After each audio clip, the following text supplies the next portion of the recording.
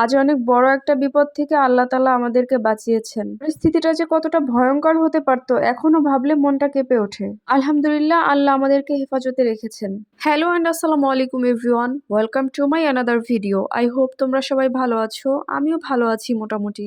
আজকের ভিডিওটা একদম সন্ধ্যা থেকে করেছি। আজকে কি করলাম, কোথায় ঘুরতে গেলাম, সবকিছু নিয়ে থাকছে আজকের ভিডিও। এমন একটা জায়গায় থাকি যেখানে মন খারাপ হলেও ঘুরতে যাওয়ার মতো তেমন কোনো জায়গা নেই। আজকে সন্ধ্যার দিকে আমি আর আমার হাজবেন্ড একটু বের হয়েছিলাম, আমাদের দুজনের একটু পার্সোনাল কাজ ছিল। এখন আর খুব একটা বাইরে বের হওয়া হয় না। আগে মাঝে মধ্যেই আম্মুর কাছে রেখে আমরা বাইরে বের হতাম, এখন আর বের হওয়া হয় না। ওদেরকে কার কাছে রেখে যাব, কি করব, আর এখন যেহেতু শীত, ওদেরকে নিয়ে যাওয়ার মতো কোনো অপশন নেই।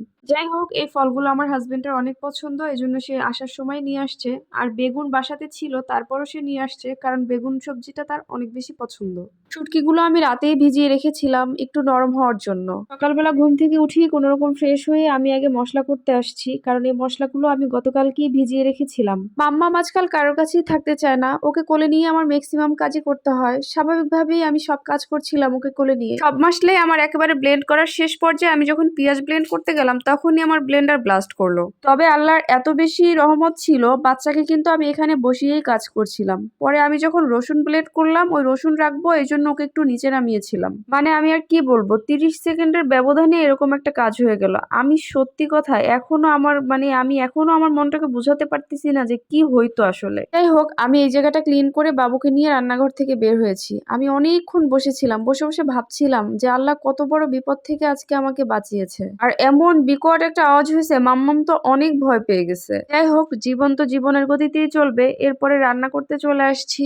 রান্না করার মতো কোনো মন মানসিকতাই ছিল না, তবে রান্না না করলে তো বাসার সবার খাওয়া দাওয়া অফ থাকবে, এজন্যই রান্না করতে আসছি। না হয় আজকে একেবারেই রান্না করতাম না। আমার হাতের এই শুটকি ভুনাটা অনেক বেশি মজা হয়। আমি সবসময় ছুরি শুটকিতে একটু বেগুন দেই, বেগুন দিলে ছুরি শুটকি ভুনা একটু বেশি মজা হয়। এদিকে আবার আমি ডিম ভুনাও করছিলাম।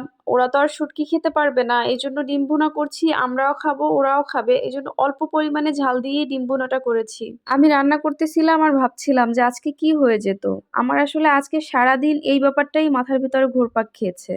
বিপদ আসলে বলে কয়ে আসে না, কার যে কখন বিপদ হবে এটা আল্লাহ ছাড়া আর কেউই জানে না। সব চিন্তা করতে করতে ডিম ভুনাতে আজকে লবণ দিতেই ভুলে গেছি, পরে আবার পানির সাথে লবণ মিক্স করে দিয়ে দিলাম। আমার কাছে মনে হয় যে কোনো রান্নাতেই রান্নার শেষে যদি একটু ধনেপাতা দেওয়া হয় তাহলে সেই রান্নার স্বাদ একদম দ্বিগুণ বেড়ে যায়। আমার কাছে তো ভালো লাগে, তবে অনেকে আবার ধনেপাতার স্মেল সহ্য করতে পারে না। রান্না করতে তো ভালো লাগে, তবে রান্না শেষে যে এত এত হাঁড়ি পাতিল জমে, এইগুলো ধুইতেই অনেক কষ্ট হয় এই শীতের ভিতরে। আজকের ভিডিওটা তাহলে এখানেই শেষ করছি। দেখা হবে নেক্সট কোনো ভিডিওতে। সে পর্যন্ত সবাই ভালো থাকো, সুস্থ থাকো। আল্লাহ হাফেজ এন্ড আসসালামু আলাইকুম।